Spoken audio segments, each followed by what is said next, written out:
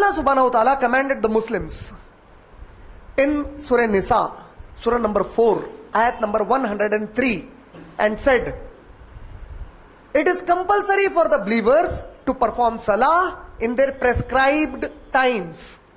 Allah said that you should perform salah not according to your convenience and comfort, but according to the time prescribed by Allah subhanahu wa ta'ala. And the time prescribed by Allah subhanahu wa ta'ala was revealed to Prophet Muhammad sallallahu alaihi wasallam. And Prophet Muhammad sallallahu alaihi wasallam mentioned the different times of the 5 times salah in a day. The 5 times salah that a Muslim has to perform in a day by name are known as Fajr, Zuhar, Asr, Maghrib and Isha.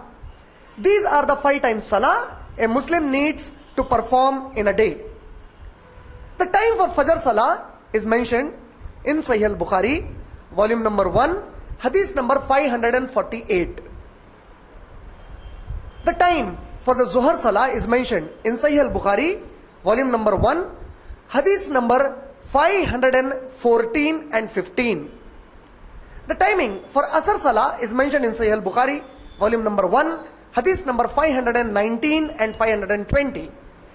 The timing for Maghrib salah is mentioned in Sahih al-Bukhari, volume number 1, hadith number 534, and the timing for Isha salah are mentioned in Sahih al-Bukhari, volume number 1, hadith number 540. Meaning to say that when a Muslim is performing salah 5 times a day, it is not the choice of the Muslim community or the decision of the Muslim scholars, but it is how the beloved Prophet Muhammad sallallahu alaihi wasallam, on the authority of Allah subhanahu wa ta'ala, has prescribed to the Muslim ummah. Allah subhanahu wa ta'ala mentioned in the glorious Quran, in Surah Baqarah, Surah number 2, ayat number 238, that the believers should perform salah perfectly and devoutly.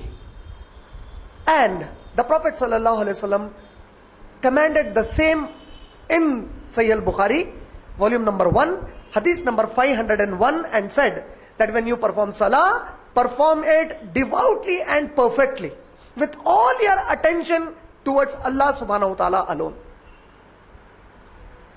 The prerequisites of salah include ceremonial purity and ablution or ablution.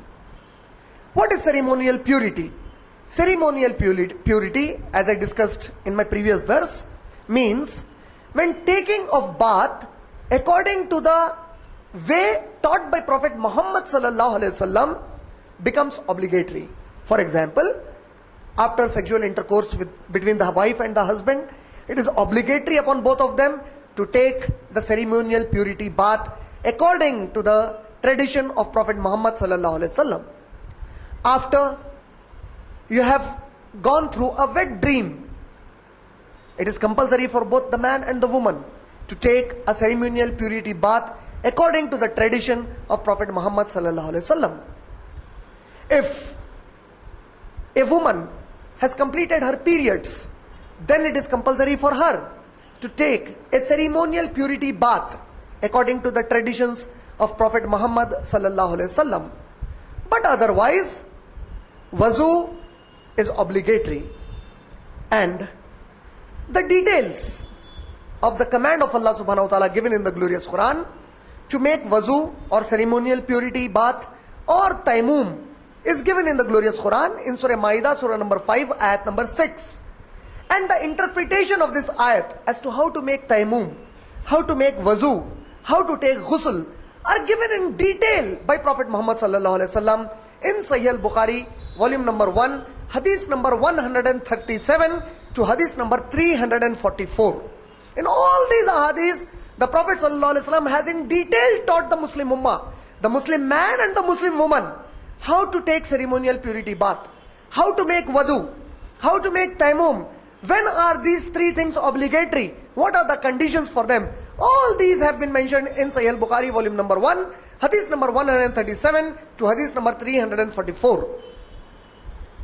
The Prophet ﷺ said that when a person does hadas, his salah will not be accepted unless he has made ablution. The Arabic word hadas means to pass air from the anus, or to pass urine, or to pass stool. The Prophet ﷺ said that when a person does hadas, unless and until he does not make ablution, his salah is not accepted by Allah subhanahu wa ta'ala. And Allah said in Surah Nisa, Surah number 4, ayat number 34, that it is not permissible for a person to approach salah when he is intoxicated. And in Surah Ma'idah, Surah number 5, ayat number 90, Allah made it very clear that intoxication is haram upon a Muslim and a Muslimah. After a person makes ablution, he goes to salah. But how do you know that you need to go to salah? So therefore, a system of azan has been introduced in Islam. The word azan in reference to salah is referred in the glorious Quran in no less than 2 different places. Allah says in Surah Ma'idah, Surah number 5, ayat number 58, that when the call to make prayer to Allah, when the call to worship Allah is made, they, that is the hypocrites and the disbelievers, the munafiqeen and the kuffar, they make fun and mockery of the call. That is because they do not understand.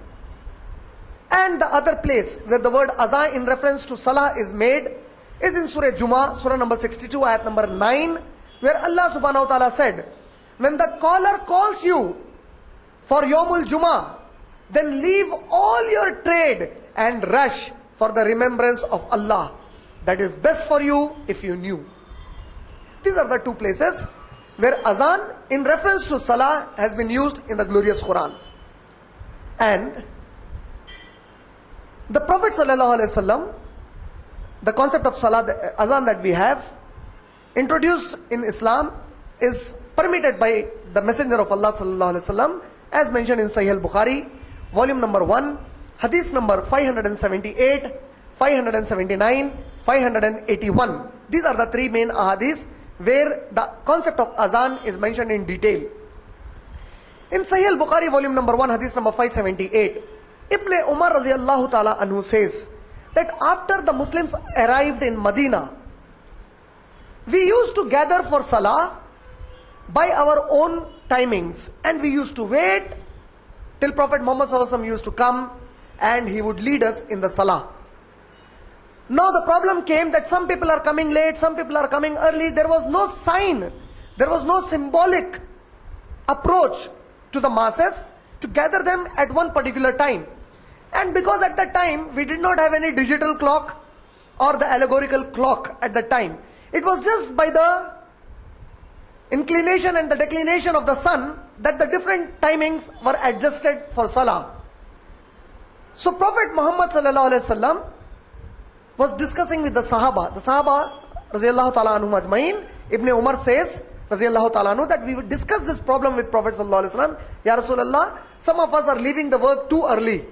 There are many works that we need to do. Now we are coming and we are waiting. It's taking a lot of time. What should we do? So Ibn Umar says that some Sahaba suggested, let us ring the bells like the Christians do. While some other Sahaba suggested that let us blow the trumpet like the Jews.